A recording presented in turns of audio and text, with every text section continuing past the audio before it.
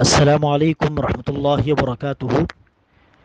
கண்ணியத்திற்குரியவர்களே, கடந்த பாடத்தில் ஜகாத் கட்டாய கடமை, ஜகாத்துடைய அவசியம் முக்கியத்துவம் என்ன, ஜகாத் யார் மீது கடமையாகும், மேலும் எந்தெந்த பொருட்களில் ஜகாத் கடமையாகும் என்பதை பார்த்தோம்.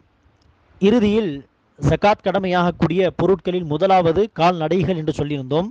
பஹீமத்துல் அன்ஆம். பஹீமத்துல் அன்ஆம் என்கின்ற வார்த்தை எதை உள்ளடக்கும் என்று சொன்னால், 1 ஒட்டகம், 2 மாடு, 3 செம்மறியாடுகள், 4 வெள்ளாடுகள்.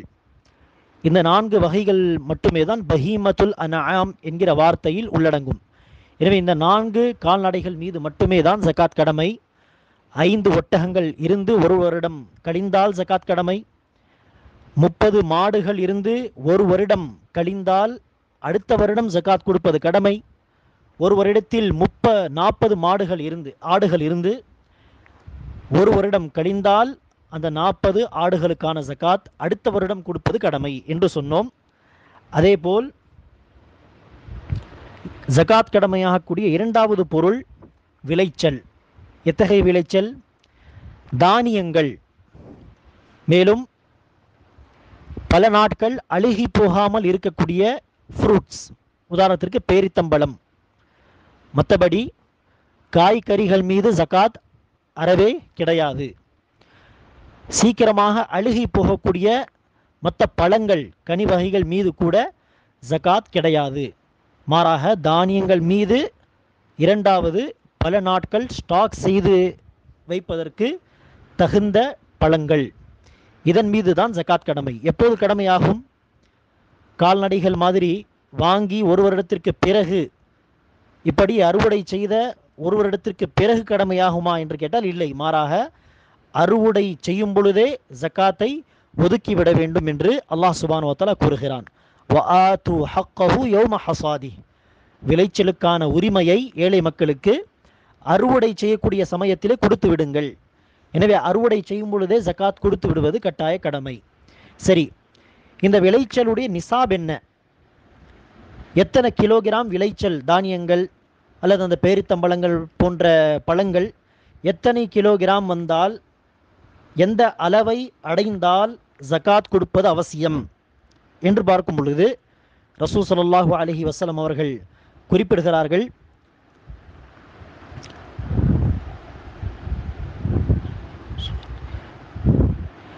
5 வசக்குக்கு கீழ் இருந்தால் ஜகாத் கடமை இல்லை. 5 வசக், இந்த அரபி வார்த்தையை குறித்து வையுங்கள், அதற்கான அர்த்தத்தை அடுத்து நாம் சொல்வோம். 5 வசக்குக்கு கீழ் இருந்தால் ஜகாத் கடமை இல்லை. ரசூல் அவர்கள் கூறினார்கள், புகாரியுடைய அறிவிப்பு, லைஸ ஃபீமா தூன ஹம்ஸதி அவ்சுகின் ஸதகா. 5 அவுசுக், 5 வசக்குக்கு கீழ் இருந்தால் ஜகாத் கடமை ஆகாது. 5 வசக் அல்லது 5 வசக்குக்கு மேல் அந்த விளைச்சல் இருந்தால் மட்டுமே தான் அந்த தானியங்கள், அந்த பேரித்தம்பழங்கள் 5 வசக் அல்லது அதற்கு மேல் இருந்தால்தான் ஜகாத் கடமையாகும்.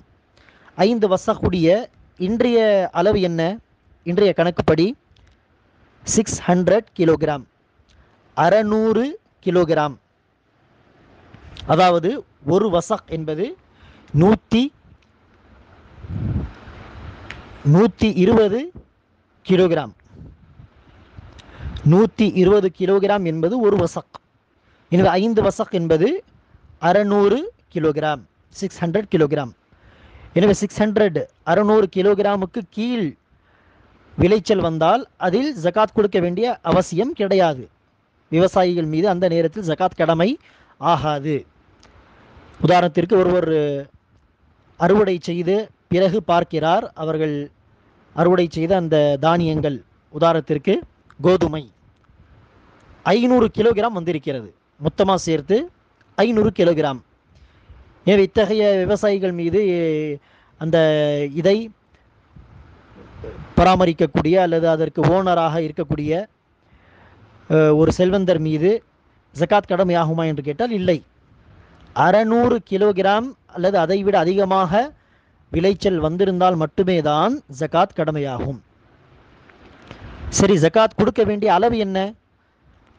600 கிலோகிராம் அல்லது 600க்கு மேலேயே ஒருவர் அறுவடை செய்திருக்கிறார்.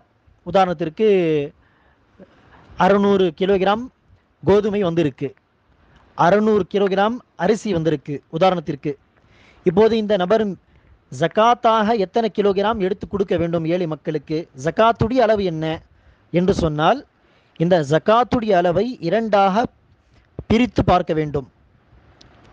ஒன்று, அந்த விளைச்சலுக்காக அவர்கள் தண்ணீரை கஷ்டப்பட்டு பயன்படுத்தி இருக்கிறார்கள், அல்லது தன்னுடைய அந்த விவசாயத்திற்கு அவர்கள் பயன்படுத்திய தண்ணீருக்கும் காசு செலவு செய்திருக்கிறார், கஷ்டப்பட்டு இருக்கிறார் என்று சொன்னால் அதற்கு ஒரு அளவு. ஆனால் விளைச்சலுக்கு அந்த விவசாயத்திற்கு அவர்கள் பயன்படுத்திய தண்ணீர், அதற்கு அவர்கள் செலவெல்லாம் செய்யவில்லை, கஷ்டப்படவில்லை, மழை நீர் அப்படியே வந்துச்சு, ஆற்று நீர் அப்படியே உள்ளே வருது, அதை வச்சு அவங்க விவசாயத்தை பார்க்குறாங்க அப்படின்னு சொன்னால் அதற்கு இன்னொரு அளவு. இதில் முதலாவது, அந்த தண்ணீருக்கு அவர்கள் கஷ்டப்பட்டு இருந்தால், செலவு செய்திருந்தால், உதாரணத்திற்கு பம்ப் செட்டு போடுறது அல்லது கிணறு வெட்டுறது, கரண்ட்டு செலவுகள், இப்படி தண்ணீருக்காக அவர்கள் காசு செலவு செய்கிறார்கள் என்று சொன்னால், அத்தகையவர்கள் 600 கிலோகிராம் அல்லது 600 கிலோகிராமுக்கு அதிகமாக அறுவடை செய்தால் அந்த தானியங்களுக்கு அல்லது அந்த கனி வகைகளுக்கு ஜகாத் எவ்வளவு கொடுக்க வேண்டும் என்று சொன்னால் 20ல் 1 பங்கு. 20ல் 1 பங்கு. உதாரணத்திற்கு 600 கிலோகிராம் விளைச்சல் வந்தால் மட்டும்தான் ஜகாத் கடமை என்று சொன்னோம். இதுதான் நிசாப்.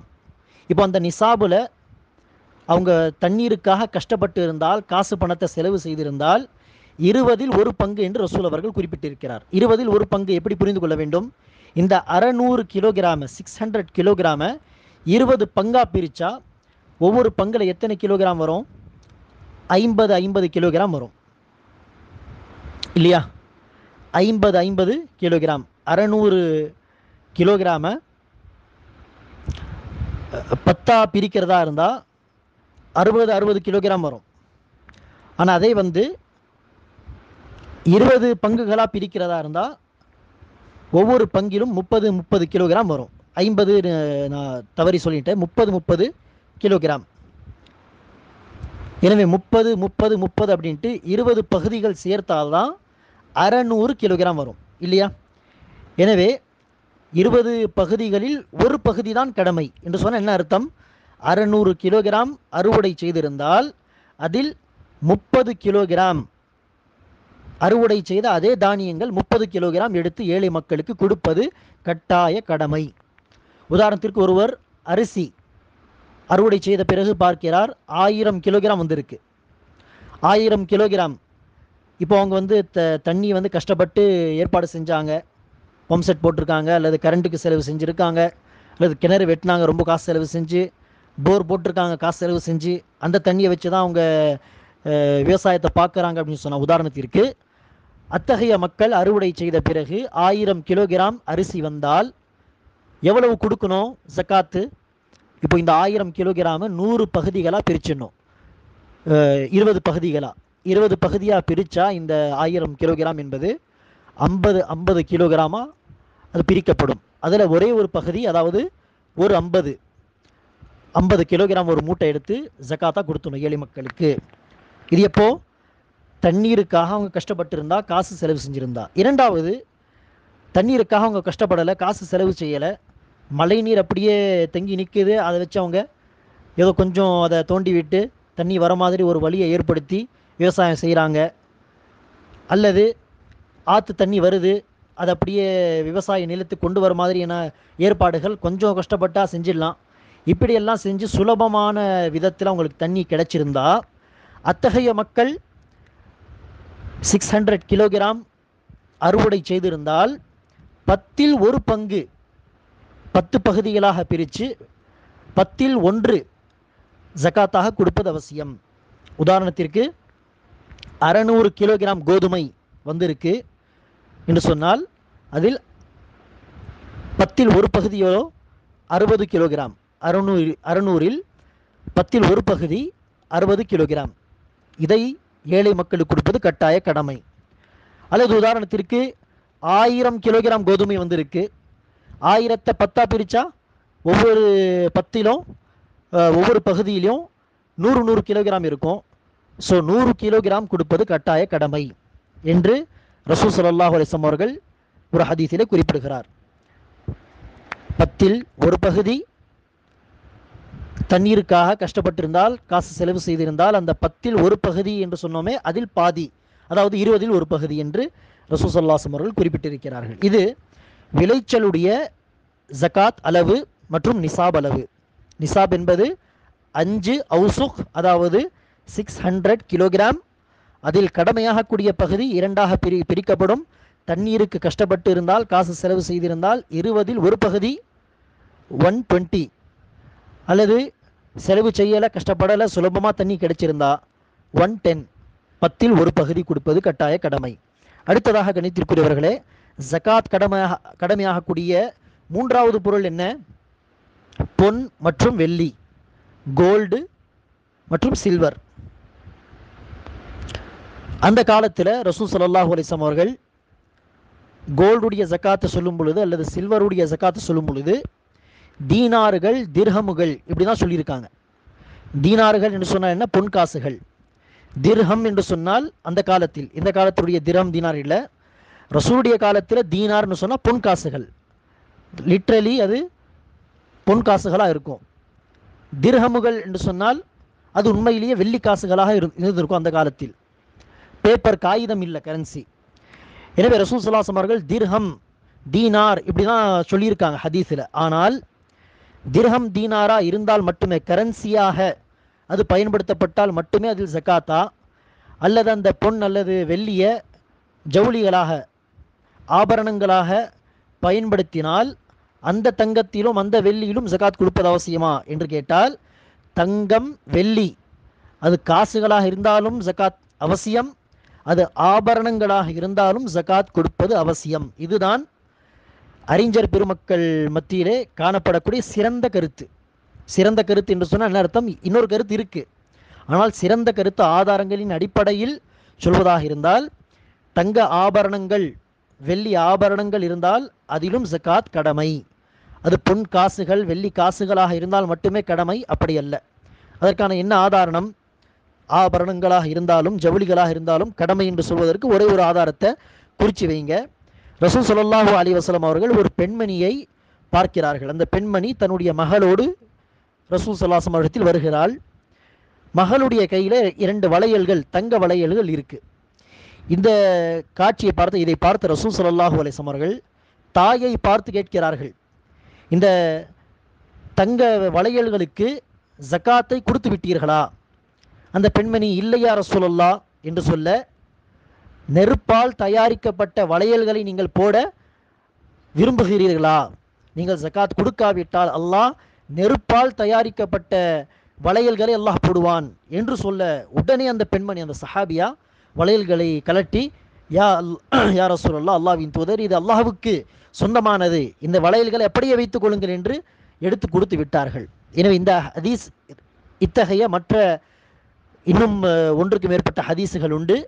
அதில் சொல்லப்பட்ட கருத்தானது, தங்க ஆபரணங்களாக இருந்தாலும் ஜவுளிகளாக பயன்படுத்தக்கூடிய ஜவுளிகள், அல்லது வைத்திருக்கக்கூடிய, பயன்படுத்தாமல் சேமித்து வைத்திருக்கக்கூடிய ஆபரணங்கள், எதுவாக தங்கம் வெள்ளி என்பது எந்த வடிவத்தில் இருந்தாலும் ஜகாத் கடமை என்பதுதான் சிறந்த கருத்தாகும்.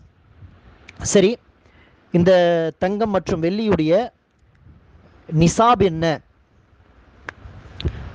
எந்த அளவுக்கு தங்கம் நம்மிடத்தில் இருந்தால் அல்லது வெள்ளி நம்மிடத்தில் இருந்தால் ஜகாத் என்பது கடமையாகும்? ஒருத்தர்கிட்ட உதாரணத்திற்கு 1 சவரன் தங்கம் இருக்கு, 2 சவரன் தங்கம் இருக்கு, அல்லது 3 சவரன் தங்கம் இருக்கு. அவர் ஜகாத் கொடுப்பது அவசியமா என்று கேட்டால் இல்லை. ஜகாத் என்பதற்கு அல்லாஹ் சுப்ஹானஹு வ தஆலா ஒரு நிசாப், இந்த அளவை அடைந்தால் அப்போதுதான் கடமையாகும் என்கிற அந்த நிசாபை அல்லாஹ் சுப்ஹானஹு வ தஆலா நிர்ணயித்திருக்கிறான். எனவே தங்கத்துடைய நிசாப் என்ன? ரசூல் ஸல்லல்லாஹு அலைஹி வஸல்லம் அவர்கள் கூறினார்கள், 20 தீனார்கள் இருந்தால் ஜகாத் கடமை. 20 தீனார், 20 தங்க காசுகள் ஒரு வருடத்தில் இருந்து, இரண்டாவது ஒரு நிபந்தனை, ஒரு வருடம் கழிந்தால் அவர் மீது ஜகாத் கடமை. இரண்டு விஷயங்களை புரிந்து கொள்ள வேண்டும். ஒன்று, தங்கம் எத்தனை கிராமுகளாக இருந்தால், அதோடைய அளவு நிசாப் எந்த அளவிற்கு இருந்தால் ஜகாத் கடமை, அந்த நிசாபு புரிஞ்சுக்கணும். இரண்டாவது, ஒரு வருடம் கழிந்த பிறகுதான் ஜகாத் கடமை என்பதையும் மனசில் வைக்கணும். எனவே ரசூல் அவர்கள் நிர்ணயித்த நிசாப் என்ன? தங்கத்திற்கு 20 தீனார்கள். 20 தீனார்கள் என்று ரசூல் அந்த காலத்தில் சொன்னார்கள். அதோடைய அளவு இன்றைய கால கணக்கின்படி சொல்றதாக இருந்தால், கிராம் அடிப்படையில் சொல்றதா இருந்தால், அந்த காலத்தில் இருந்த 20 தீனார்கள் என்பது இந்த காலத்தின் 85 கிராமுக்கு சமமானது. 85 கிராம் கோல்டுக்கு சமமானது 20 தீனார். எனவே ஒரு வருடத்தில் 85 கிராம் தங்கம் இருந்து ஒரு வருடம் கழிந்தால் மட்டுமே தான் அவர்கள் மீது ஜகாத் கொடுப்பது கடமையாகும். ஒரு வருடத்தில் 85 கிராம் தங்கம் இல்லை, 50 கிராம் இருக்குது, 60 கிராம் இருக்குது, ஜகாத் கடமை இல்லை. சரி, ஒரு வருடத்தில் 85 கிராம் தங்கம் வந்துச்சு கையில், அவங்க பொறுப்பில் வந்துச்சு, அவங்களுக்கு சொந்தமான 85 கிராம் தங்கம் வந்துச்சு கையில். ஆனால் ஒரு 4 மாதம் 5 மாதம் கழித்து ஏதோ ஒரு தன்னுடைய ஒரு தேவைக்காக என்ன செய்கிறாங்க, அதிலிருந்து கொஞ்சம் தங்கத்தை எடுத்து அவங்க பயன்படுத்தி கொள்கிறாங்க, விற்று அதை சாப்பிட்டு முடிச்சிடுறாங்க. அல்லது அந்த 85 கிராம் தங்கத்தில் ஒரு மோதிரத்தை உதாரணத்தை எடுத்து ஒருத்தருக்கு கிஃப்டாக கொடுத்து முடிச்சிடுறாங்கன்னு சொன்னால் 85 குறைஞ்சிரும். குறைஞ்சிச்சுன்னு சொன்னால் ஜகாத் கடமை ஆகாது. 85 நம்முடைய கையில் நம்முடைய பொறுப்பில் வந்து நமக்கு சொந்தமான அந்த 85 கிராம் தங்கம் கையில் வந்து ஒரு வருடம் கழிந்து அப்படியே அந்த 85 கிராம் நம்ம கையிலேயே நம்ம பொறுப்பிலேயே இருக்குது, நமக்கு சொந்தமானதாக இருக்குன்னு சொன்னால் அடுத்த வருடம்தான் ஜகாத் கடமையாகும். எனவே 85 கிராம் தங்கம் இருந்து ஒரு வருடம் கழிந்தால் ஜகாத் கொடுப்பது அவசியம். எவ்வளவு கொடுக்கணும்?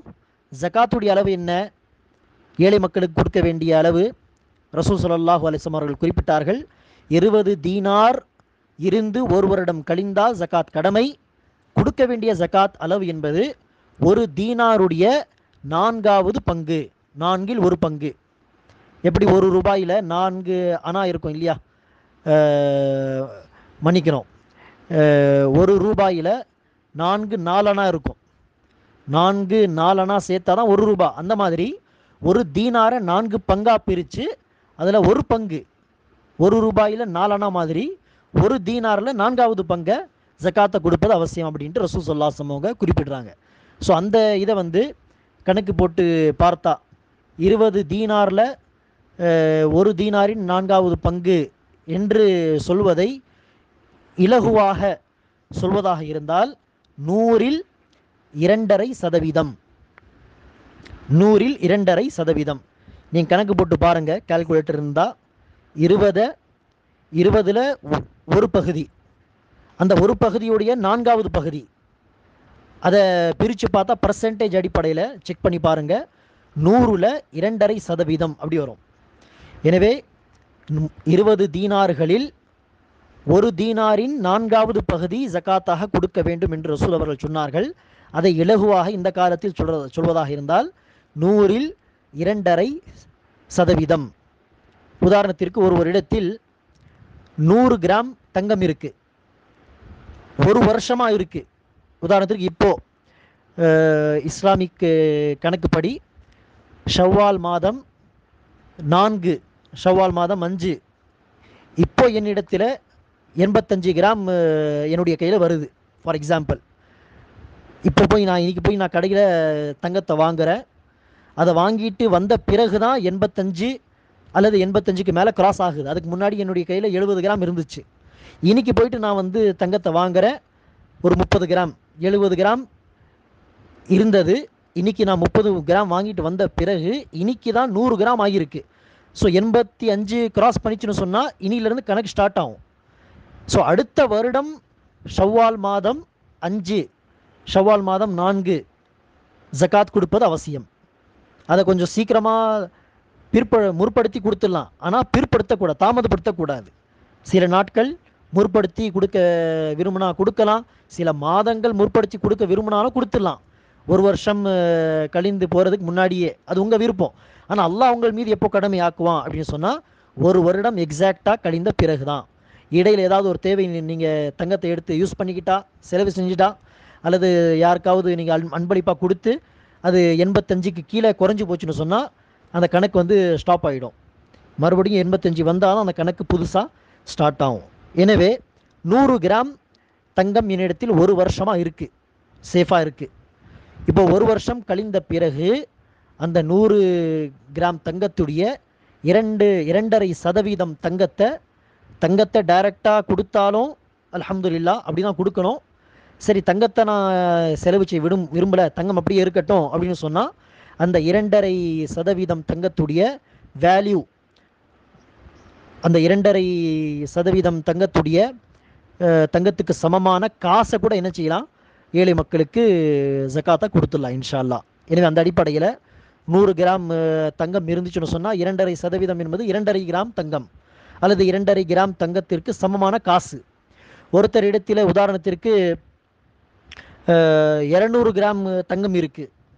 200 கிராம் தங்கம் இருந்தால் அதோடைய 2.5% என்பது 5 கிராம் தங்கம்.